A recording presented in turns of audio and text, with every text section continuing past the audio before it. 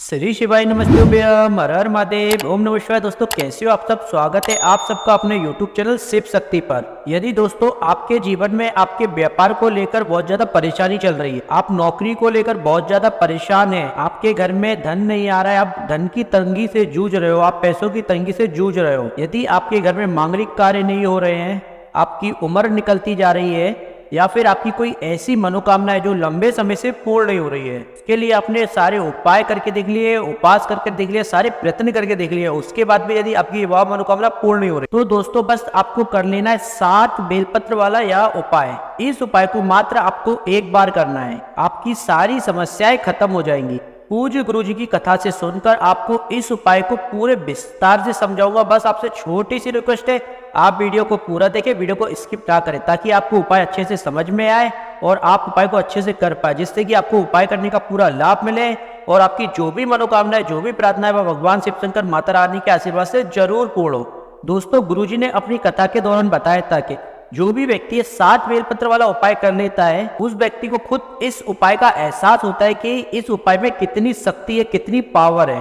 तो चलिए दोस्तों आगे बढ़ते हैं और बात करते हैं अपने उपाय की कि आपको यह उपाय कैसे करना है। लेकिन उससे पहले दोस्तों आज के इस वीडियो में हम आपको 3 महा उपायों के बारे में बताने वाले हैं, जो कि आपको नवरात्रि के इन 9 दिनों में से किसी भी एक दिन कर लेना है, जो कि दोस्तों बहुत ही ज्यादा अद्भुत और अचूक उपाय है। गुरुजी ने आज की कथा में इन उपायों का जिक्र किया था। लोगों के द्वारा जो भेजे गए पत्र गुरुजी को मिलते हैं, उन पत्रों में इन उपायों का वर्णन किया गया था। इन उपायों को कर उन लोगों को काफी फायदा मिला है, उनकी जो भी मनोकामना थी वह पूर्ण हुई है। गुरुजी ने उन्हीं पत्रों को पढ़कर इन उपायों का पुनः वर्णन किया था। तो चलिए दोस्तों आगे बढ़ते और बात करते हैं अपने पहले उपाय की। इस उपाय को किन लोगों को करना है, पहले हम यह समझ लेते हैं। यदि आप नौकरी की तैयारी कर रहे हो, आप जॉब की प्रिपरेशन कर रहे हो, यदि आप सरकारी जॉब के लिए तैयारी कर रहे हो और उसके लिए आप एग्जाम दे रहे हो और एग्जाम आपका क्वालिफाई नहीं हो रहा है, यदि आपकी मनपसंद नौकरी, मनपसंद जॉब आपको नहीं मिल रही है, यदि आपका व्यापार अच्छे से नहीं चल रहा है, आपकी दुकान अच्छे से नहीं चल रही है,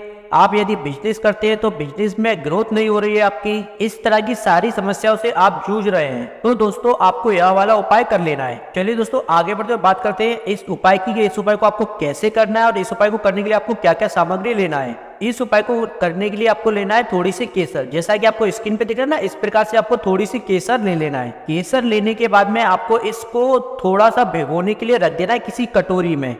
कटोरी में लेना, उसमें थोड़ा सा पानी डालकर इसको भीगने के लिए रख देना। जब यह भीग जाएगी तो इसको आप घिस कर इसका आपको बना लेना है चंदन। गुरुजी ने अपनी कथा के दौरान वर्णन किया था कि आपको केसर वाला चंदन चाहिए इस उपाय को करने के लिए। इसके बाद में आपको लेना है 7 बेलपत्र, जैसा कि हमने आपको दिखाया ना स्क्रीन पे, इस प्रकार से आपको 7 बेलपत्र ले लेना है। बेलपत्र लेते समय इस चीज का विशेष ध्यान रखें, बेलपत्र कहीं से भी कटी फटी नहीं होना चाहिए, बेलपत्र खंडित नहीं होना चाहिए। यदि आपके पास बेलपत्र नहीं है तो आप मंदिर में चले जाइए, मंदिर से शिवलिंग के ऊपर जो चढ़ी हुई बेलपत्र होती है, उस बेलपत्र को आप उठा लीजिए। उस बेलपत्र को जल से पुनः धोने के बाद उसी बेलपत्र को आप फिर से अर्पित कर सकते हैं। इसके बाद में आपको लेना है 1 तांबे का लोटा और इसमें आपको शुद्ध जल आपको अपने घर से, अपने किचन से भर लेना है। इसके बाद में सारी सामग्री लेकर चले जाना है आपको आपके घर के नजदीक वाले शिव मंदिर। शिव मंदिर में जाने के बाद सबसे पहले भगवान को प्रणाम करना, मंदिर में अंदर जाकर बैठ जाना, शिवलिंग के पास उत्तर दिशा में अपना फेस करके, बिल्कुल इस प्रकार से जैसा हमने आपको दिखाया ना, बिल्कुल इसी प्रकार से। दोस्तों गुरुजी ने अपनी कथा के दौरान कई बार वर्णन किया है, जब भी आप मंदिर में जाके पूजा करेंगे, पूजा अर्चना जो भी करना है आपको, वह आपको अपना फेस उत्तर दिशा में करके ही करना है, तभी आपको उस पूजा पाठ का 100% फल मिलेगा। इसके बाद में जो आप 1 लोटा जल लेके आए, इस 1 लोटा जल को शिवलिंग के ऊपर समर्पित कर देना है, श्री शिवाय नमस्तुभ्यम मंत्र का जाप करते हुए। जल को आप धीरे धीरे अर्पित करें और श्री शिवाय नमस्तुभ्यम मंत्र का जाप करते जाए। कम से कम आपको 11 बार श्री शिवाय नमस्तुभ्यम मंत्र का जाप करना है। दोस्तों इसके बाद जो आप 7 बेलपत्र लेके आए हो, उसमें से आपको 7 बेलपत्र के ऊपर ओम का निर्माण करना है और 2 बिंदी इस प्रकार से लगानी है, जैसा हमने दिखाया ना, बिल्कुल इस प्रकार से।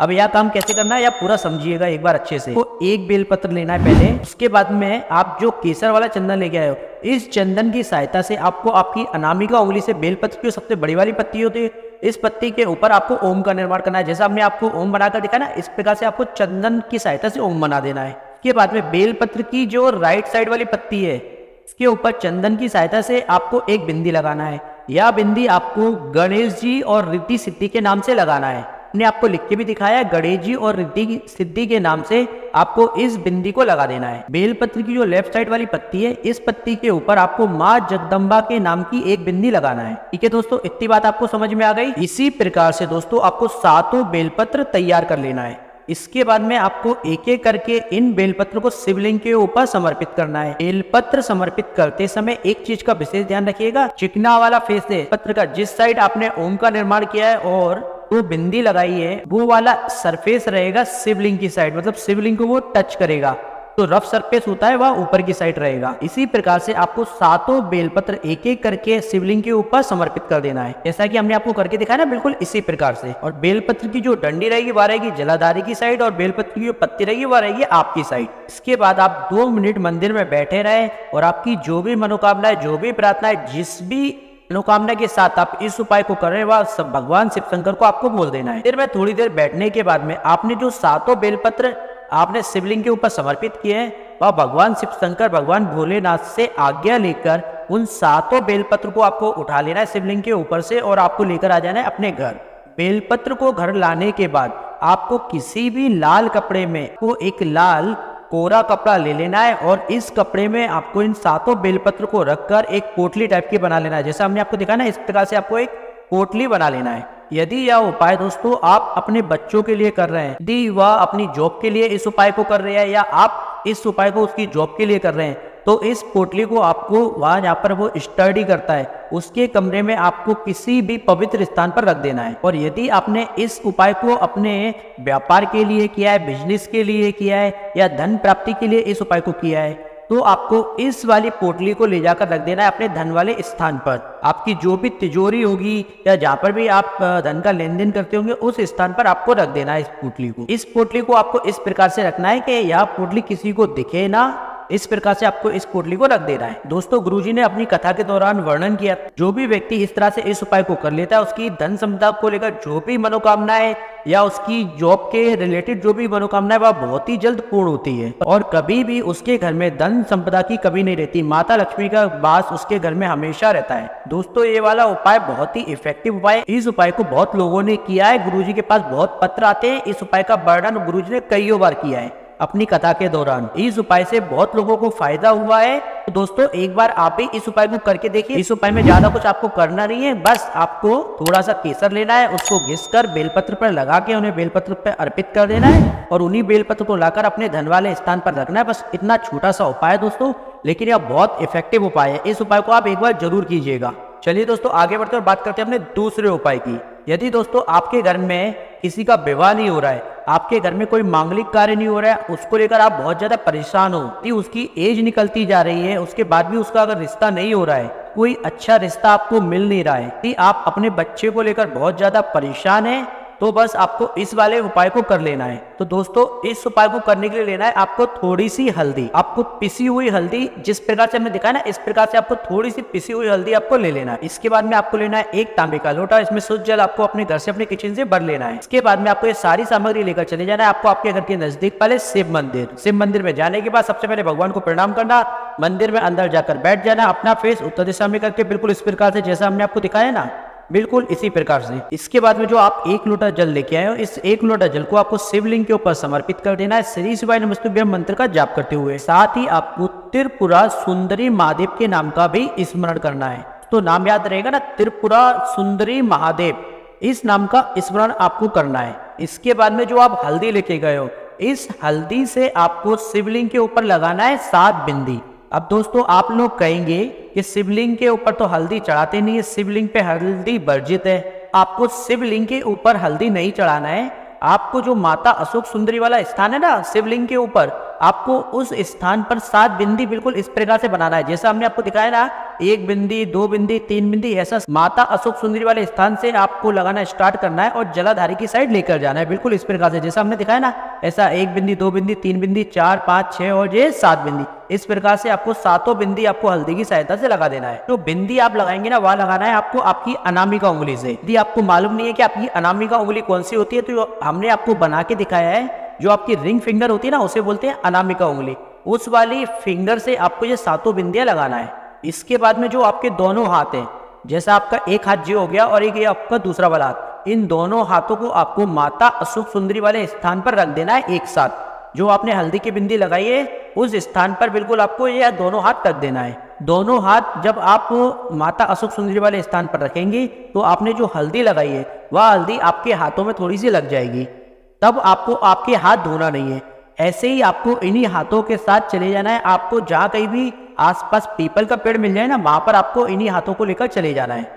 पीपल के पेड़ के पास जब आप पहुंच जाएंगे तो जो आपके हाथों में हल्दी लगी हुई है, दोनों हाथ में थोड़ी बहुत जो भी हल्दी आपके हाथ में लग गई है, आपको पीपल के पेड़ के ऊपर, जो पीपल का पेड़ है उस पे आपको दोनों हाथों को एक साथ रख देना है। जो अपन छाप लगाते हैं ना उस प्रकार से आपको रखना है। एक बार आप रख दीजिए, थोड़ी बहुत जो हल्दी आपके हाथ में लगी रहेगी वह पीपल के पेड़ में लग जाएगी दोनों हाथों से। उसके बाद में आपको हाथ हटा लेना है, फिर से आपको दोनों हाथों को पीपल के पेड़ पर रख देना है, फिर हटा लेना है, फिर से रखना है। ऐसा आपको 5 बार करना है। आपको अपने हाथ की छाप पीपल के पेड़ के ऊपर छोड़ देना है। जो आपके हाथ में हल्दी लगी है वह अगर पीपल के पेड़ पे लग जाती है तो भी ठीक है, और नहीं लगती है तो भी कोई दिक्कत नहीं है। हमें हमारे हाथ की 5 बार छाप पीपल के पेड़ के ऊपर छोड़ना है। जैसा हमने आपको करके दिखाया ना, बिल्कुल इसी प्रकार से आपको करना है। गुरुजी ने अपनी कथा के दौरान वर्णन किया था कि जो भी व्यक्ति इस प्रकार से इस उपाय को कर लेता है उसकी विवाह संबंधित जो भी परेशानी होती है, जो भी उसके विवाह में अड़चने आ रही होती है, वह सारी दूर हो जाती है। पूजनीय गुरुजी का यह वाला उपाय बहुत ही खास, बहुत ही अचूक उपाय है। एक बार आप इस उपाय को जरूर कीजिएगा। चलिए दोस्तों आगे बढ़ते और बात करते हैं अपने तीसरे और आज के लास्ट उपाय की, जो कि है आपकी मनोकामना पूर्ति के लिए। यदि आपकी कोई ऐसी मनोकामना है जो बहुत समय से पूर्ण नहीं हो रही है, जिसके लिए आपने सारे उपाय, सारे प्रयत्न कर लिए, फिर भी वो मनोकामना पूर्ण नहीं हो रही है, तो बस आपको कर लेना है ये वाला उपाय। इस उपाय को करने के लिए लेना है आपको एक तांबे का लोटा, इसमें आपको शुद्ध जल आपको अपने घर से भर लेना है। आपको एक ले लेना है गुड़ैल वाला फूल, लाल वाला फूल, जैसा हमने आपको दिखाया ना, बिल्कुल इस प्रकार से आपको एक फूल ले लेना है। माता रानी को ये वाला फूल बहुत ज्यादा पसंद है। साथ में आपको लेना है चावल का एक दाना। चावल का दाना लेते समय बस एक चीज का विशेष ध्यान रखें, चावल का दाना टूटा नहीं होना चाहिए, खंडित नहीं होना चाहिए। इसके बाद में लेना है आपको एक ज्वार। यदि आपने घर में इस प्रकार से ज्वार बोई है तो वहां से आपको एक ज्वार इस प्रकार से निकाल लेना है। यदि आपने अपने घर में ज्वार नहीं बोई है तो माता रानी के किसी भी मंदिर में चले जाना, वहां से आपको एक ज्वार इस प्रकार से ले आनी है। इसके बाद में सारी सामग्री लेकर चले जाना है आपको शिव मंदिर। मंदिर में जाने के बाद सबसे पहले भगवान को प्रणाम करना, मंदिर में अंदर जाकर बैठ जाना शिवलिंग के पास, अपना फेस उत्तर दिशा में करके। इसके बाद में जो आप एक लोटा जल लेके आओ, इस एक लोटा जल को शिवलिंग के ऊपर समर्पित कर देंगे श्री शिवाय नमस्तुभ्यं मंत्र का जाप करते हुए। इसके बाद में आपको अपने राइट हैंड में जो आप एक लाल वाला फूल लेके आए, वह एक लाल फूल आपको रख लेना है। साथ में आप जो एक चावल का दाना लेके आओ, इस चावल के दाने को रख लेना है। साथ में जो आप एक ज्वार लेके आए ना, इस ज्वार को आपको अपने राइट हैंड में रखकर आपको अपनी मुट्ठी बंद कर लेना है। अपना नाम और गोत्र बोलते हुए, जिस तिथि पर जिस दिन आप कर रहे हो उस तिथि का नाम लेते हुए, भगवान शिव शंकर से अपनी कामना बोलते हुए, के बाद ये सारी चीजें आपको महादेव जी के जो शिवलिंग है उसके ऊपर समर्पित कर देनी है। जैसा हमने दिखाया ना, बिल्कुल इस प्रकार से आपको शिवलिंग के ऊपर समर्पित कर देना है।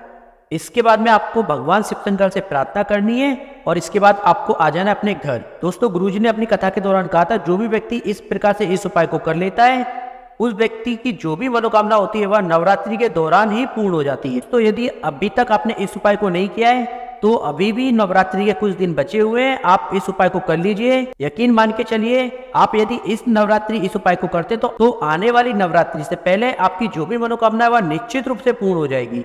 बहुत ही पावरफुल उपाय है, एक बार इस उपाय को जरूर कीजिएगा। दोस्तों आज के लिए इतना ही। यदि वीडियो आपको ज्ञानवर्धक लगा हो तो वीडियो को लाइक करें, चैनल को सब्सक्राइब करें और कमेंट में हर हर महादेव लिखना ना भूलें। मिलते हैं एक और ज्ञानवर्धक वीडियो के साथ। श्री शिवाय नमस्तुभ्यं, हर हर महादेव, ओम नमः शिवाय दोस्तों।